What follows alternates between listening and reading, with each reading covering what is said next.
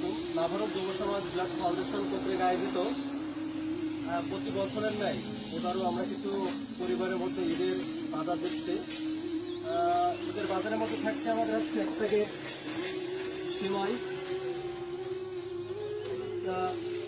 দুধের প্যাকেট, একটা থাকছে নুডলস, চিনি আছে, খোলা সিমাই, বাদাম এবং কিশমিশ, আর সাথে আছে তেল, এবং দিচ্ছি আমরা এক্সচেঞ্জ করে শ্যাম্পু। তো আমাদের অনেকগুলো প্যাকেট করা হয়েছে আলহামদুলিল্লাহ।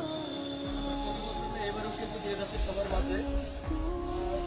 ধন্যবাদ সকলকে আমাদের সাথে থাকার জন্য এবং আমাদের সাথে থাকবেন।